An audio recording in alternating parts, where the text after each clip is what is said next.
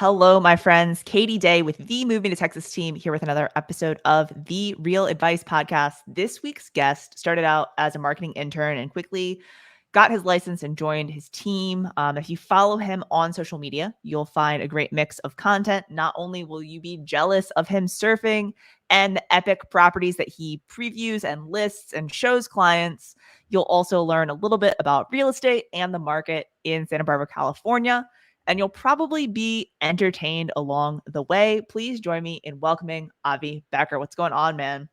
What's up, Katie? Thank you so much for having me. I'm honored to be here. You're such a rock star, and let's run it.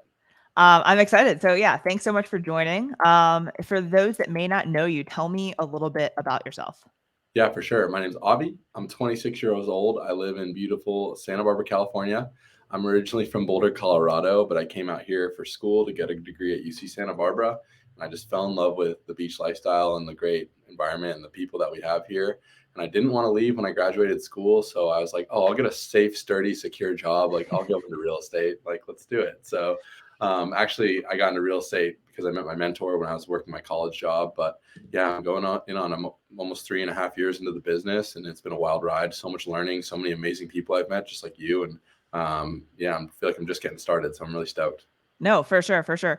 And I mean, I see the artwork behind you, the waves. I know you surf because obviously like you've spent time in the um, Costa Rica and different places where surfing is, happening all the time. Did you surf before you moved out there, or is that like a California thing you picked up? I was really lucky. I was fortunate. My parents travel a lot, and they took me to Costa Rica when I was like really young. Well, first time I surfed was like in Hawaii when I was like 6 years old, and I grew up skiing, and I Yeah. kind of just like became like anti-cold. Like I just didn't like because I was living in the cold all the time. So I got to go Yeah. to Hawaii and then Costa Rica when I was young, and we kept going back to Costa Rica. But I'd usually just get to surf, once or twice a year if I was lucky. But I got really into it. And actually, like I don't think I've had my story on a podcast multiple times, but in high school, my nickname was Surf. Like all my good friends just called me Surf because I was the one kid in landlocked Boulder, Colorado that surfed. So I surfed a little bit when growing up, but then I came out here and I got more into it. But compared to all the people here that grew up surfing are like people that are really, I'm still like what's called a kook. Like I'm not nearly, I love it, but I'm not that Yeah. good. Yeah. Well, and I guess you could always just tell people like, "Oh no, I'm from Colorado." Yeah, and then like you're Oh like yeah. pretty good at surfing. You're like, "Oh yeah, it's just like a hobby, I'm no good at big surfing deal." for being from Colorado. Yeah, That's yeah, for sure. So like, you don't like go out bragging that you're this great surfer. You're just like, "Oh yeah, no, I'm like a Colorado boy," and then you just like show yeah, them all up. So, exactly right. Yeah. all right, let's dig into some real estate here. So, tell me a little bit kind of about your journey getting into real estate, and how that's been. Yeah. So I always, when I was a senior, or maybe as a junior in college, I read the book, The 5 Hour Work Week by Tim Ferriss. And I was really fascinated with it. He talks all about passive income. He talks about traveling. I'm a big travel guy. And I was just fascinated by it. I never learned in school. They always talk about get good grades so you can get a great job with a great salary so you can work and then you can retire with like a nice chunk of change. But in this book, it talked about passive income. It talked about making money while you sleep so you could travel, you could venture, you could enjoy life without the constraints of work. So I, was lucky enough to meet a realtor when I was working at a gym in college. And I just kind of picked his brain once I took him out for lunch. And I was like, what's the business like? I know about real estate investing. That's a passive income source. And that kind of aligns with 4 hour work week, mindset or learnings. And he told me about it. And I started to just shadow him. And I had applied to some other jobs in town, just like tech companies for sales. I had really no idea what I wanted to do. I just knew I wanted to stay here. Yeah. I didn't get any of those jobs. So I was like, okay, I'm going to come and just work for you. I had some experience doing like social media help with some other companies. And basically I got my license. I graduated in 2018 in like the summertime, like June, July, and I got my license right at the end of 2018. And my first year in the business, I had all these big goals. I bet like all young agents do. And it took me 10 months to sell my first property. And I basically that year in 2019, I made $10,000 on that one commission. I spent well over 20 on the business, like the legal fees, the marketing startup, the MLS dues. I just didn't understand what it was like. So I drained like all my savings. And it was just an absolute grind, but I learned a lot that year. And then the next year is kind of where I took off. 2020, I sold like over 22.5 million. So it was like a year of just grinding and getting beat down, but building the business, building the momentum, doing cold calls, scripting, getting into Tom Ferry where I met you. And then the next year, I really, really found some great success, and I feel super blessed because it was really due to a lot of people that I met, like you. I'm more impressed that you actually had savings coming out of college. That's like, I mean, clearly there are a lot of things in your story that should resonate with people as far as, grinding it out and working hard and, maybe having that rough first year. But I'm more impressed that you had savings coming out of college because I know I didn't have that. So Yeah, it was congrats like to a you. little bit of Kudos to you on that savings one. plus like some grad money. It really Yeah. wasn't like Yeah. it wasn't. Yeah. Hey, but you had some dollars in the bank account that you ended up spending, but dollars in the bank account. So, I'm jealous there. Towards the S- end, I remember like before I sold that property, it was literally like, I'd pay my rent, which was $900 for my room, and I would just be like, how much money do I have to eat this month? yeah. Like, how much ramen, or can I go out once a week? Like, it was not Yeah. fun. So what advice would you give, to someone that's just starting out in real estate?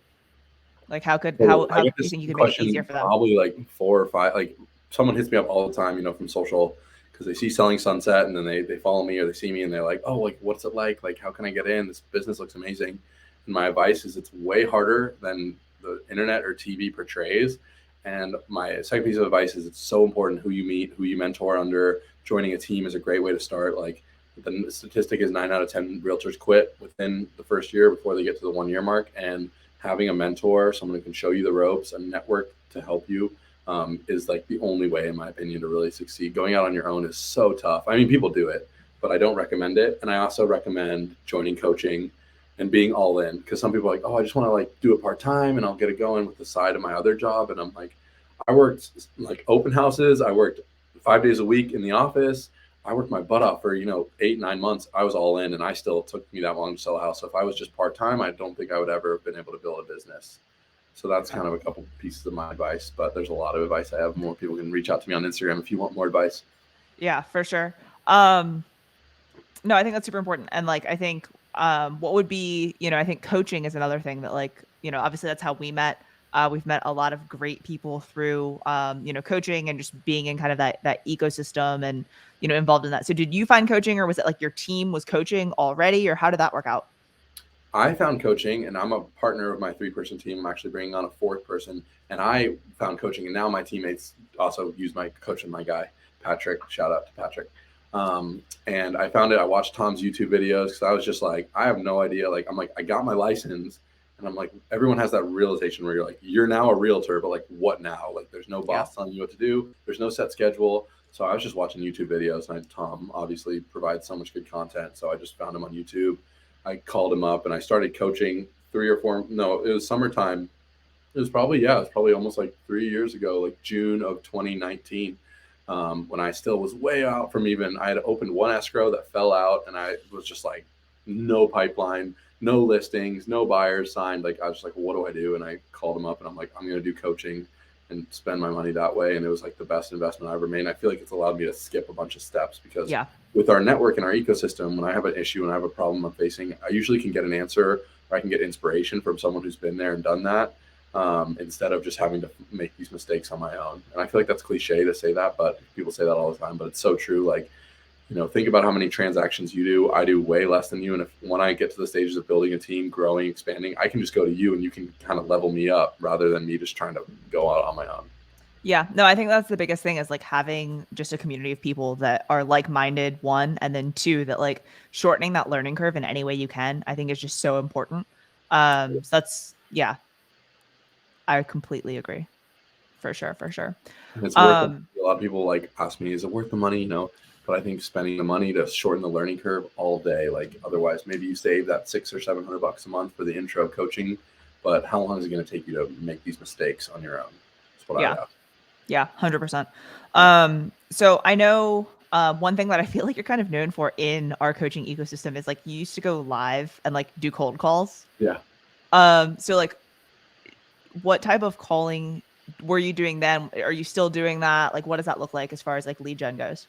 Yeah, great question. I just literally came from a calling session with a friend, and Devin Tryon from Hawaii. He Yep. kind of was the originator of those, and I kind of jumped on his bandwagon. That's a great in the Tom Ferry Network. It's like we give our, and we're like, people are allowed to copy us, allowed to do what we do, and I think that's an amazing thing that we have is people share it, and you can literally do the exact same thing as somebody else, and that person will just be like, awesome, like go for it. So I had no business. I met Devin and I met Jay Bond and some of those other really awesome cold calling guys.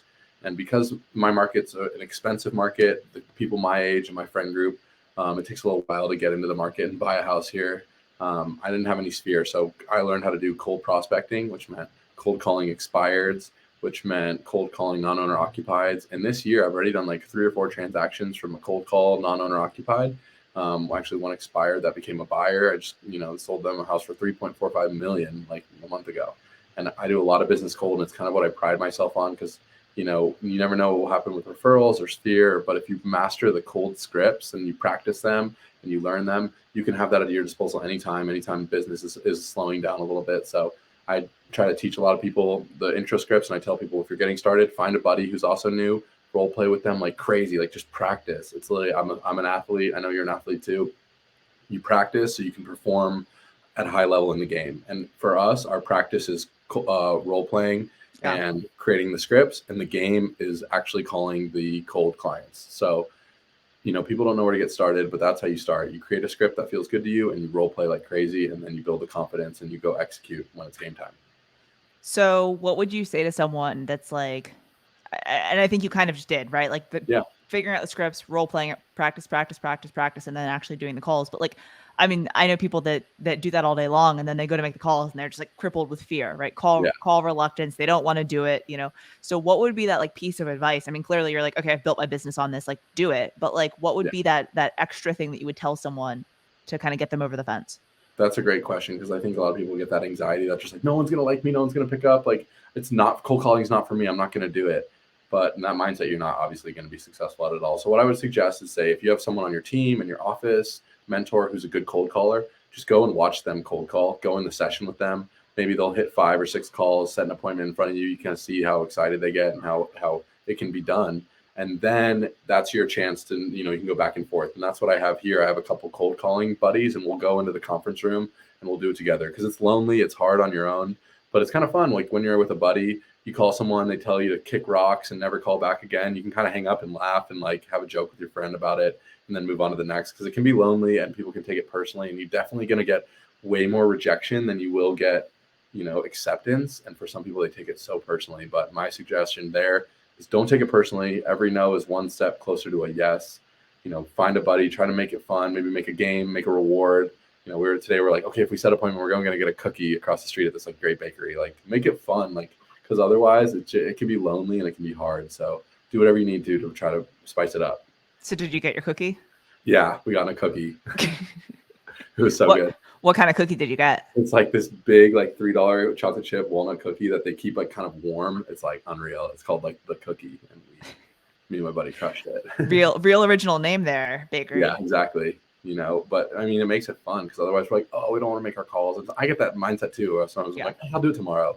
But man, if you do it consistently, you'll watch your business explode. And especially in this market where there's no inventory and everyone's trying to find a seller, man, you got to do it if you really want to make your business go to the next level, in my opinion.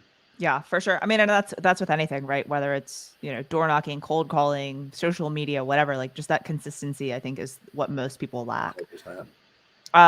So one of the things I love as far as like your mix of content on social is like, you have different video series, kind of going on. You go live on occasion, quick shots of you just like kind of talking direct to camera, like selfie style on your phone.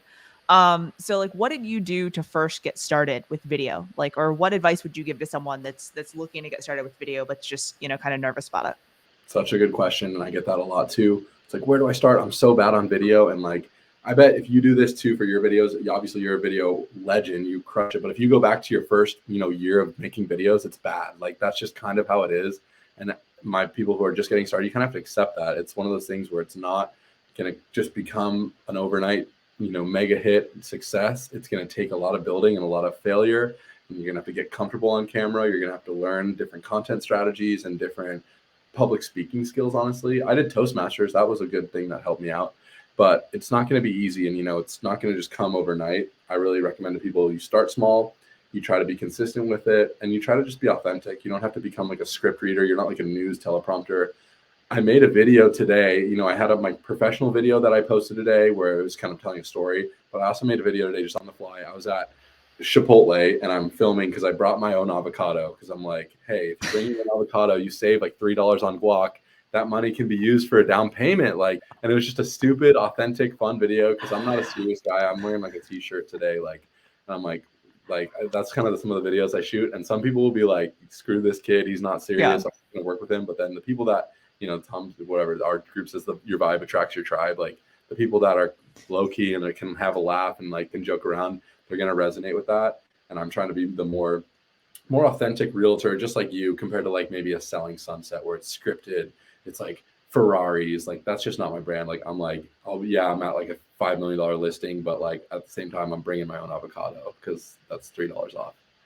Is this a video you've already posted or you just shot posted it? on my story like an hour ago. Okay, it's on your story. I'm looking this up for those that are curious. Yeah, I was just shot this man is literally has his own avocado. This is hilarious. I'm dying right now. It's a tip. They don't teach this in school, Did you okay, I thought you were gonna like maybe cut into it. I did later, but yeah. in the video I just kind of describe what I do. I was also curious to see if like you brought it in already cut because like obviously getting through the pit is difficult, so like the plastic knife wouldn't do very well, so you got to cut around it, like there's just lots of things going through my mind right now. I got the pit out. It was a great ripe organic avocado. Nice. Yeah, so it was a win-win, honestly. Health first, organic and everything. Yeah, savings first, living in our, yeah, for sure. But that's the type of stuff. If you look at my content, you'll see some very professional done stuff. I have an amazing videographer, and I really recommend that when you're ready to take your content to the next level, you got to get a great videographer. But you don't have to be pro to start. You could film an avocado at Chipotle video, whatever that is to you. I'm thinking like you could do a whole series of these like money saving tips, but they all just be like ridiculous things. Like, how like, so like avocado toast is one that they're always like, oh, millennials can't afford homes because they're buying avocado toast and lattes. Like you should do a like, oh, like I bring my own avocados and just get bread and like, just like really like off the wall things that like you actually wouldn't do to save money. Yeah. That could be an entire series. No, totally. And like, with me and my buddy, we were joking about Chipotle. We were doing the math. We're like, okay, if you save $3 and, if you want to buy a really nice $10,000 Rolex, you just go to Chipotle like 5,000 or like 4,000 times. And that savings will buy you that, or if you want to buy a house, go to Chipotle like a million times and then bring your own avo. Yeah. But that's my advice in all seriousness is to realtors. You don't have to be like selling Sirhan. You don't have to be, people see those like, or even people see you honestly and just be like, she's like so professional. Everything's like pro edited, pro captions. But you post your cool like CrossFit stuff too. And it's like you don't have to be a professional camera like reality TV host to get started. Just get started, show off your personality, show off your brand, show off how you work, and then you can build from there. Just get started, do something is my advice. Yeah, no, I'd completely agree. And I think that it's almost when agents try to just go straight to a videographer and shoot with a videographer and they're not comfortable in front of the camera. Like my videos, like 2017, 18, and most of 2019 were just me on my phone, right? Like we did professional listing videos, right? But like it wasn't until the end of 2019 where we were like, okay, I'm hiring a videographer to do, direct to camera stuff and like neighborhood spotlights and like other things other than listing videos. But like, how many times was I holding my phone out, shooting videos or doing selfie style stories to get comfortable talking to the camera? Because like if you're spending thousands of dollars on a videographer and you get nervous in front of camera or don't know what to say, it's just a waste of time and money. Like so true. So, yeah. Just get started. We have the power in your hand. It's not going to be perfect. I mean, you go back to your 2017 videos, I bet, and you're looking at them now and you're like, oh, I made God. Yeah. But I feel the same way, but you're going to get there. And I mean, it's a beautiful tool. Now I have people, hitting me up for cool opportunities, for listing appointments, buyers coming to me. I just got to film a Picasso house because they hit me up. They found like it's a great way to grow your brand. Like, you just get to have this huge reach as it grows day by day. And your reach is like massive. I'm nothing compared to you or, the people that rock in our group, but my following's grown and I'm almost like 25 or something 100 followers on Instagram and growing on the other platforms too. So it's fun to watch it grow and the opportunities will also grow in size and potential as you grow with your social brand. So it doesn't happen overnight, but watch it grow and it's a powerful tool. Yeah, 100%. All right, let's switch gears a little bit. I know you've gotten into some like investing and stuff like that. So, I mean, I think people always, I feel like a lot of people think that it's like out of reach, or they don't know where to start. Totally. So what kind of advice do you have for people that may want to get into real estate investing? Totally. Well, I'll start with two things. The first is when I went to my first Tom Ferry conference, I was like 24, and I just really had this mindset. It was in the back of my mind, like I'm a young, like no one is going to take me seriously, maybe besides first time buyers. I can't be selling the multi-million-dollar houses, like, and I just had them, those mindsets, those just like I was just kind of held back by false fears. And then I met these people that are just my age, running big teams, doing cool investment deals. People like you, people like Mark Pattinson, people like Devin, people, like they were like right around my age, and they're doing these huge projects. They're investing in real estate. They're investing in other businesses, and it just kind of shattered my limiting beliefs. So I think that's step one, is to don't have any limiting beliefs. Whether I know, there's Vana, who's like awesome realtor in our group, Yeah. and she's like 21 doing wholesales. You're never too Yeah. young. You're never too old. It's never too late, too early. Anything's possible is step one. And then, step two is really learn the craft. For me, I bought my first real estate investment in September on Airbnb right here in Santa Barbara. And, I was learning about the real estate investing game, that was basically in 2021. So I've been learning about it for 2+ years before I executed it. In other markets too, it's a little, you can get in, my price point's higher, obviously, but, if you want to become a real estate investor, it's not going to happen overnight like any of other tools. Like you got to learn, you got to read, find mentors. But that's the great thing about, if you're a realtor watching this, you have legal insider trading knowledge. So I think everyone who's a realtor should become a real estate investor. And now it's been really fun too, because if you get into that side of the business where you start investing, you can start to work with the investors and have those dialogues, those common interests, you overlap. And that's a huge portion of my business now. I'm starting to sell Airbnb properties in my market. So I've become big, that's kind of what started me into real estate, is I wanted to learn about passive income, and now I'm kind of building that portfolio. And I feel like I'm just getting started there too. I'll have a couple other things I want to get into, but it's never too late or too early, and take time and learn the craft, because it's obviously it's not easy. You're not going to learn it overnight. Yeah. No, I feel like a lot of investors that we do consultations with or whatever, they always ask, they're like, oh, well, do you have investment properties? Do you have short-term rentals? Do you have whatever? And before I had investment properties, it's just like this awkward, like, oh, well, like the numbers didn't work or like whatever. And it's like difficult to then like sell your services and say you can add value when like you don't have it or you've never done it before. Right. So it's just funny now owning them, and people we're like, oh, well, do you have investment properties? Like, oh yeah, we have some short-term rentals and some long-term rentals. They're like, oh, great. Awesome. And it's a lot different conversation. You immediately, and that's a great, like, even when I'm on the phone, that's one of my scripts, is I'll call these investors, non-owner occupied, and say, hey, I'm a local investor and agent, and I was wondering if you had thoughts about doing this, and this, and you get to learn the dialogue. And I think it's a real story. You're really missing a huge opportunity of clients to serve, as well as diversification in terms of your income, if you're not investing in your own product that you're selling. Yeah. So how do you like having an Airbnb? It's so cool. I love it. I mean, I'm just getting started, but here's a cool example. My Airbnb brought in almost like 7K in the month of April. And then just this past weekend, I blocked it out, and I had my little 15-year-old cousin come out from Colorado, and I got to show him Santa Barbara and give him like, he doesn't have a big brother. So I got to have some like big brother moments with him. Yeah. And that's what I love about the Airbnb, is I can use it as a tool if a client or if my mom or my dad wants to come out and stay there. I just block out that weekend. Yeah. And then it obviously churns great income when I'm not there. And my next move, hopefully, is, get into the multifamily. That sounds like a really fun project and a daunting task, but that's what's next for me. But the Airbnb, if you have questions about Airbnb, if you're watching this, hit me and Katie up, because it's a really powerful tool right now. And there's still a lot more demand than there is supply, in my opinion. Yeah, no, it's interesting how because I mean, we've got a duplex that we office out of, and then the other side's an Airbnb. So it's just interesting, keeping it full and just all the things. So yeah. Do you ever use it to host your friends and family, or is everyone always hitting you up for a free place to stay? Well, thanks for putting it out there now into the world, man. No, I'm just kidding. Come to Texas. Let's go. Yeah. So we've most of the people that have come to stay have stayed at our house or whatever. But yeah. Or have hit us up way too late. Yeah. So but yeah. That's cool. All right. So I know earlier you mentioned Tim Ferriss, 4-Hour Work Week. Yeah. What other books would you put high on your list if as an agent you have to read this, or this is one of my favorites? For sure. I made a video the other day of my top, some of my 3 favorites, and my no particular order. Besides 4 Hour Work Week, that's a great like investor kind of mindset, but it's not, I wouldn't say super real estate specific. But I would say How to Win Friends and Influence People. I really like the OG books.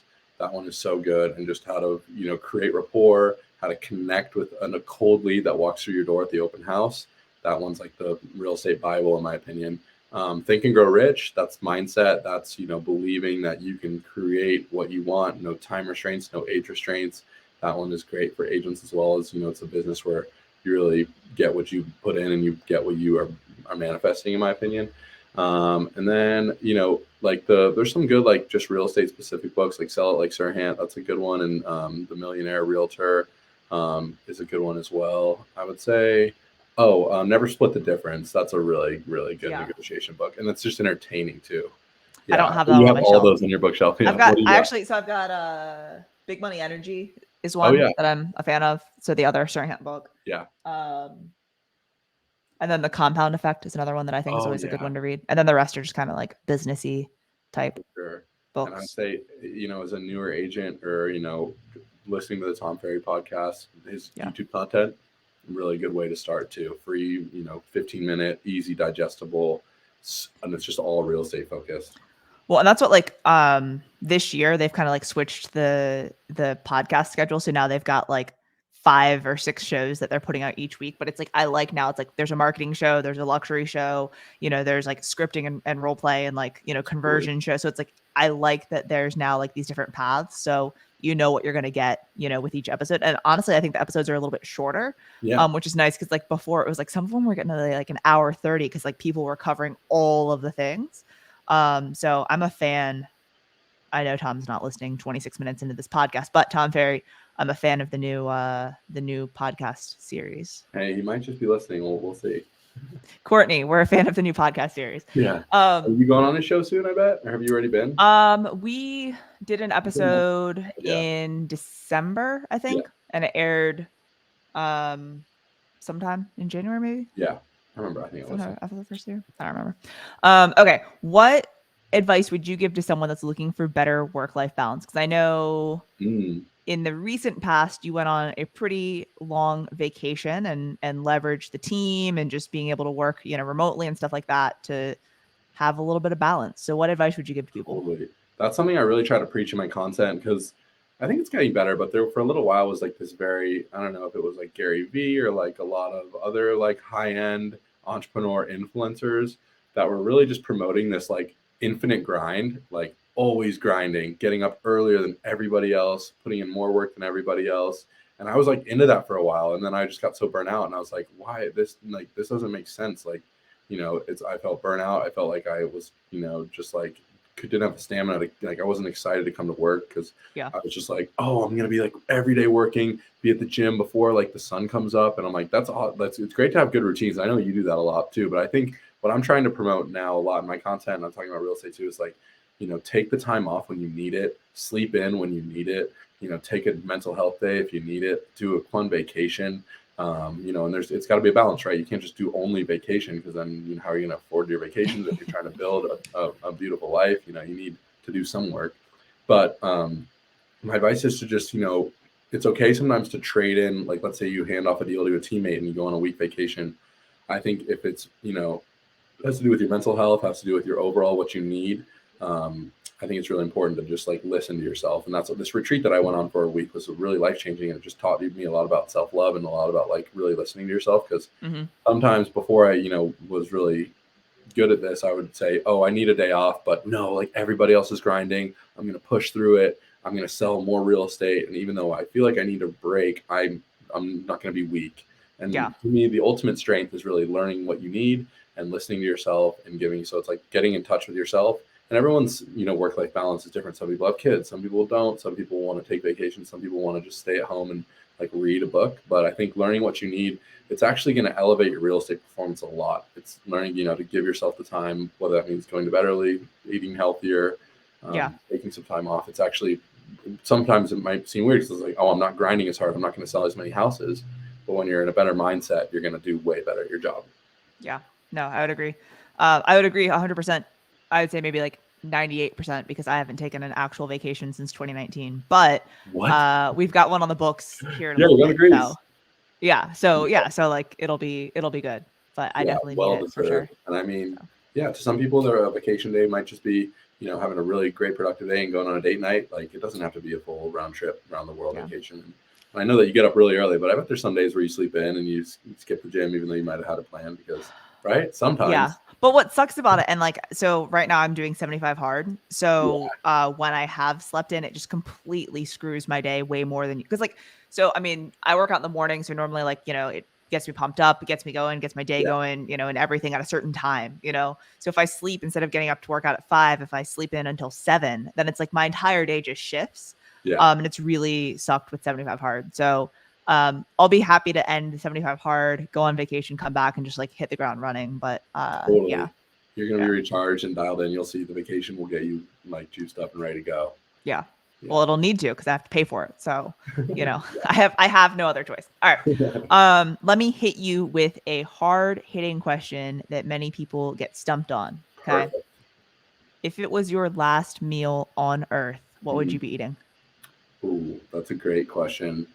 First of all, I'd be eating with like my best friends, family, relatives. It matters who you eat with for sure.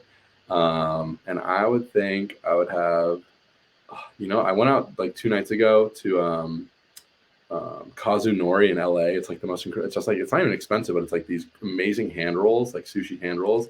And I love Japanese cuisine, like green tea, clean, good fish, like good rice. And I think I would just like crush some like a massive boat of sushi, green tea, good like Japanese like seaweed salad. Like I would just have a huge Japanese buffet with all my best buds. And that's my last meal.